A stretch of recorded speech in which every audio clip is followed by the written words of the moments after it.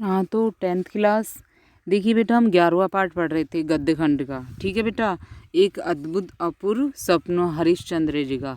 ठीक है बेटा, आप देखिए इसमें क्या भारतेंदु जी ने बताया है। ठीक है, भारतेंदु हरिश्चंद्र ने क्या बताया था कि किस तरह से इन्होंने इस निबंध के माध्यम से जो तत्कालीन समाज है उस पर व्यंग किया है। ठीक है, कि उस समय हमारा समाज किस में था, धर्मांधता, स्वार्थपरता और अंग्रेजी शासन की अत्याचारपूर्ण नीति से किस तरह से जर्जित हो गया था, किस तरह से नष्ट होने की कगार पर था। और शिक्षा पद्धति का जो ढांचा है वो एकदम क्या हो गया था, बेकार हो गया था। और लोग शिक्षक के क्षेत्र में केवल कपोल यानी खाली क्या करते थे, खोखली कल्पना ही करते थे। कुछ सामाजिक चेतना वाले व्यक्ति देश में शिक्षा का क्या करना चाहते थे, शिक्षा का ढांचा मजबूत करना चाहते थे, समाज में प्रचार प्रसार करना चाहते थे। परंतु उसको क्या करने की यानी कोरे वो क्या देखते थे, सपने ही देखते थे। उसे कर्मठता का क्या था, उनमें अभाव था। ठीक है बेटा, यानी उनको जो शिक्षा पद्धति की जो केवल कल्पना ही वो देखते थे, शिक्षा पद्धति का प्रचार प्रसार करने का वो पूरे देश में केवल कल्पना ही देखते थे। ठीक है, उनको उस कल्पना को यानी उस स्वप्न को पूरा करने की उनके अंदर हिम्मत नहीं थी। तो भारतेंदु जी ने इस निबंध के माध्यम से ऐसे लोगों के आचरण और जो समाज की दुर्दशा है उस पर क्या किया है, व्यंग किया है। ठीक है बेटा, तो इसको पढ़ते हैं। देखिए, एक अद्भुत अपूर्व स्वप्न। ठीक है, आज रात्रि को पर्यंक पर जाते यानी पलंग पर। ठीक है बेटा, पर्यंक का मतलब यहाँ किससे लिया गया है, पलंग से लिया गया है।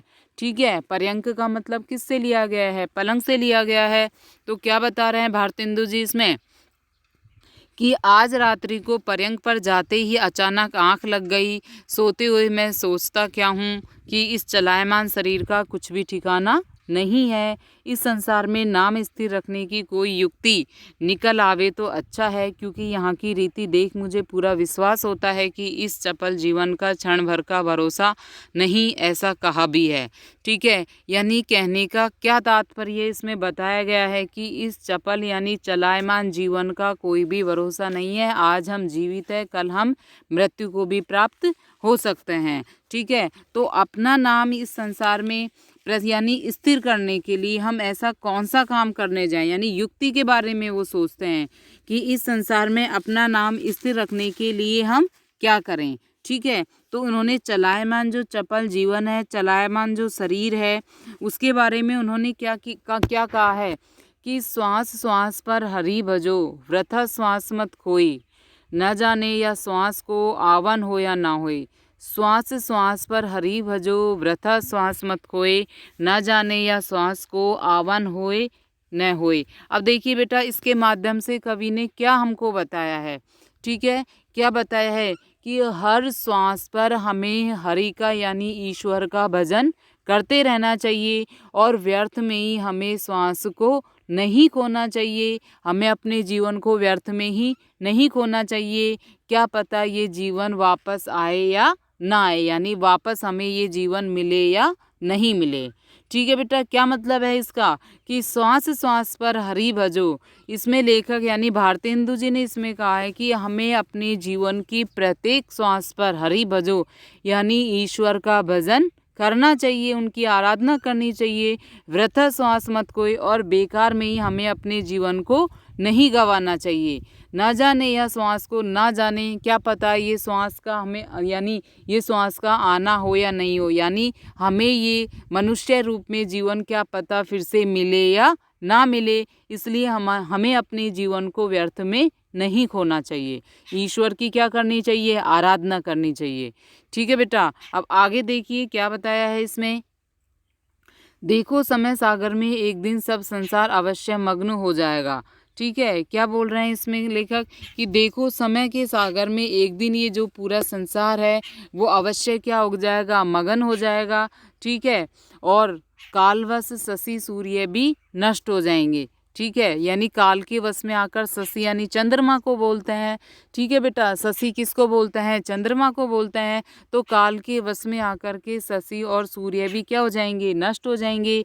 आकाश में तारे भी कुछ काल पीछे दृष्टि नहीं आएंगे, यानी आकाश के जो तारे हैं वो भी दिखाई नहीं देंगे। केवल कीर्ति कमल संसार सरोवर में रहे व ना रहे, सब तो एक तप्त तवे की बूंद पर हुए हैं बैठे। इस हेतु बहुत काल तक सोच समझ प्रथम यह विचार आया कि, अब देखिए बेटा क्या बोल रहे हैं इसमें, कि जो कीर्ति कमल संसार सरोवर है उसमें हम पता नहीं रहे या नहीं रहे, और एक गरम तवे पर जिस प्रकार से बूंद डाल दी जाती है और वो नष्ट कभी भी नष्ट हो सकती है। ठीक है, तो उसी तप्त तवे की बूंद के समान ही हम इस संसार में बैठे हुए हैं। ठीक है बेटा, यानी कभी भी हम समाप्त हो सकते हैं। क्या पता है किससे अपनी तुलना की है? तवे की बूंदों से, स्वयं से की है। कि जिस तरह से इस संसार में क्या है कि हम पता नहीं रहे या नहीं रहे हैं, और हम तवे की बूंद, ठीक है, जिस तरह तवे पर बूंद बैठी रहती है यानी तवे पर गिरते ही बूंद समाप्त हो जाती है, इसी तरह हम इस संसार सागर से कभी भी जा सकते हैं। इसलिए ऐसा कौन सा काम करके जाएं जिससे कि हमारा नाम क्या रहे, इस संसार में स्थिर रहे। ठीक है बेटा, तो जो प्रथम विचार आता है, ठीक है, प्रथम विचार क्या आता है? देवालय बनाने का आता है। ठीक है बेटा, लेखक के मन में प्रथम विचार क्या आता है? देवालय बनाने का आता है। अब देखिए, देवालय बनाने का विचार तो आ गया, लेकिन वो इस विचार को बाद में क्या कर देते हैं? त्याग भी कर देते हैं। किस तरह से त्याग कर देते हैं? कि उस समय क्या हो रही थी कि कौन सी शिक्षा का प्रसार हो रहा था? अंग्रेजी शिक्षा का प्रसार हो रहा था। तो वो क्या सोचते हैं कि अंग्रेजी शिक्षा का प्रसार हो रहा है, ठीक है, यदि आगे भी यह ऐसे ही स्थिर रही और ऐसे ही इसका प्रसार होता रहा तो देवालयों यानी मंदिरों की तरफ कोई मुंह उठा करके भी नहीं देखेगा और मंदिरों की क्या हो जाएगी? उपेक्षा हो जाएगी। ठीक है बेटा, तो इस तरह से उन्होंने देवालय बनाने का विचार त्याग दिया था। ठीक है, अब देखिए आगे, देवालय बनाकर पहला विचार क्या आया था? कि मैं देवालय यानी मंदिर बना करके छोड़ जाऊं। ठीक है, परंतु थोड़ी देर बाद में ही उन्हें क्या समझ में आ गया था कि इन दिनों की सभ्यता के अनुसार इससे बड़ी मूर्खता और कुछ भी नहीं होगी। क्यों नहीं होगी? कि यह तो मुझे भली भांति मालूम है कि यहाँ अंग्रेजी शिक्षा रही तो मंदिर की और कोई मुंह फेर कर भी नहीं देखेगा। ठीक है बेटा, क्या बोल रहे हैं लेखक, क्या बोल रहे हैं भारतेंदु जी, कि मंदिर तो मैं बनवा करके चला जाऊंगा, लेकिन यदि इसी तरह से अंग्रेजी शिक्षा का प्रचार प्रसार होता रहा तो मंदिरों की तरफ कोई मुंह उठा करके भी नहीं देखेगा। ठीक है, इस कारण विचार का परित्याग उन्होंने, यानी इस विचार को उन्होंने क्या कर दिया? त्याग दिया। फिर पढ़े पढ़े पुस्तक रचने की उन्हें सूझी, परंतु इस विचार में बड़े कांटे निकले, क्योंकि बनाने की देर न होगी कि कीट क्रिकेट काटकर आधी से अधिक निगल जाएंगे। यानी कहने का मतलब क्या है? कौन से क्रिकेट, ठीक है, कौन से कीड़े, क्रिटिक का मतलब किससे लिया गया है? कीड़ों से लिया गया है। ठीक है, तो पुस्तक बनाने का जो विचार है वो उन्होंने क्यों त्याग दिया? ठीक है, कि जो आलोचक रूपी यानी जो समालोचक, जो आलोचना करने वाले रूपी कीड़े हैं वो इसको काट छांट कर से आधी से अधिक इसको नष्ट कर देंगे। ठीक है, और इसमें अनेक प्रकार की क्या निकालेंगे? कमियां निकालेंगे। ठीक है, तो इस तरह से जो पुस्तक रचने का जो विचार है, पुस्तक लिखने का जो विचार है, ठीक है, यानी पुस्तक लिखने का विचार तो आया था, लेकिन दूसरे ही पल क्या विचार उनके मन में आ गया था? कि समालोचक जो रूपी कीड़े हैं वो आधी से अधिक विचारों से काट कर को इसे नष्ट कर देंगे और इसमें अनेक प्रकार की क्या निकालेंगे? कमियां निकालेंगे। ठीक है, तो इस तरह से मेरा पुस्तक रचने का जो श्रम है वो व्यर्थ में चला जाएगा, तो वो पुस्तक लिखने का विचार भी क्या कर देते हैं? त्याग देते हैं। ठीक है बेटा, तो देखिए क्या इन्होंने बताया है कि परंतु इस विचार में बड़े कांटे निकले, क्योंकि बनाने की तो क्या नहीं होगी? देर नहीं होगी और कीट क्रिकेट काट करके आधी से अधिक निगल जाएंगे, यानी समालोचक रूपी कीड़े, आलोचना करने वाले। ठीक है, यश के स्थान पर शुद्ध क्या होगा? अपयश प्राप्त होगा। जब देखा कि अब टूटे फिटे विचारों से काम नहीं चलेगा, तब लाडली नींद को 2 रात पड़ोसियों के घर भेज आंख बंद कर शंभू की सी यानी शिव जी की सी समाधि। ठीक है बेटा, शंभू से मतलब यहाँ किससे लिया गया है? शिव जी से लिया गया है।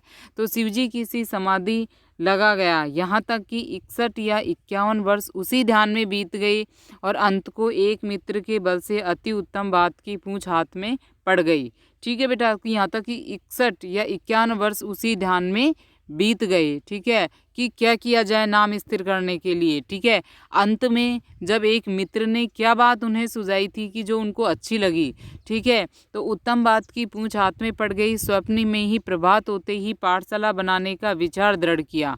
ठीक है बेटा, बाद में क्या कौन सा विचार उनके मन में आया था? पाठशाला बनाने का विचार। ठीक है, पाठशाला बनाने का उनके मन में विचार आया था। यानी पहला विचार तो उनके मन में क्या आया था? पहला विचार आया था उनके मन में क्या बनाने का? मंदिर बनाने का विचार आया था। ठीक है, और दूसरा विचार कौन सा आया था? पुस्तक रचने का आया था। ठीक है, और तीसरा विचार आया था पाठशाला बनाने का। ठीक है, पाठशाला बनाने के विचार को उन्होंने क्या किया? दृढ़ कर दिया। ठीक है, यानी सोच लिया था पूरी तरह से कि मुझे क्या बनानी है? पाठशाला बनानी है।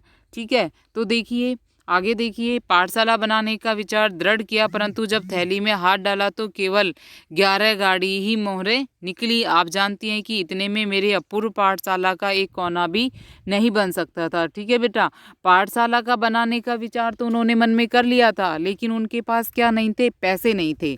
ठीक है, तो पैसे नहीं थे उनके पास, तो इस वजह से उन्हें चिंता में पड़ गए थे कि मेरे पास तो केवल 11 गाड़ी ही मोहरे हैं, और वो विशाल पाठशाला बनाना चाहते थे, अपूर्व पाठशाला बनाना चाहते थे। तो वो क्या सोचने लग गए थे कि इतने से पैसों में तो अपूर्व पाठशाला का एक कोना भी नहीं बन सकता था। निदान अपने इष्ट मित्रों की उनको क्या लेनी पड़ी? यानी जो अपने घनिष्ठ मित्र हैं, ठीक है बेटा, उनको उसकी सहायता लेनी पड़ी, मित्रों की सहायता लेनी पड़ी। ईश्वर को कोटि धन्यवाद देता हूँ जिसने हमारी ऐसी सुनी। यदि ईंटों की ठौर मोहरे चुनवा लेते तब भी तो 10-5 रेल रुपए और खर्च पड़ते। होते होते सब हरी कृपा से बनकर ठीक हुआ। इसमें वह यह हुआ वह तो मुझे स्मरण नहीं, परंतु इतना अपने मुंशी से मैंने सुना था कि 1 का अंक और 387 शून्य अकेले पानी में पड़े थे। ठीक है, अब देखिए बेटा क्या बोल रहे हैं वो, कि परंतु इतना अपने इसका पक्का तो पता नहीं था कि कितने उसमें पैसे खर्च हुए हैं, परंतु 1 का तो अंक और उसके आगे कितने शून्य आप लगा दो, 387 शून्य लगा दो, वो अकेले पानी में खर्च हो गए थे। ठीक है, बनने को तो एक क्षण में सब बन गया, परंतु उसके जोड़ने में पूरे 25 वर्ष लग गए। ठीक है, जब हमारी अपूर्व पाठशाला बनकर ठीक हुई तो उस दिन हमने हिमालय की कंदराओं यानी गुफाओं में से खोज खोज कर अनेक उद्दंड पंडित भी बुलवाए। ठीक है बेटा, अब देखिए उन्होंने पाठशाला तो बनवा ली, लेकिन पाठशाला के लिए गुरुजन भी चाहिए। ठीक है, अध्यापक भी उसके लिए चाहिए। तो उन्होंने क्या निकाला था कि हिमालय की कंदराओं यानी हिमालय की जो गुफाएं हैं, ठीक है, हिमालय की गुफाओं से खोज खोज कर अनेक उद्दंड यानी महान पंडित उन्होंने बुलवाए, जिनकी संख्या 0.5 से अधिक नहीं है। इस पाठशाला में अनगिनत अध्यापक नियत किए गए, यानी अनगिनत अध्यापकों की कोई गिनती नहीं थी। अनगिनत अध्यापक क्या किए गए? नियुक्त किए गए। परंतु मुख्य केवल ये है कि पंडित मुग्धधनी, ठीक है, परंतु मुख्य क्या है इसमें कि पंडित मुग्धधनी शास्त्री तर्क वाचस्पति प्रथम अध्यापक।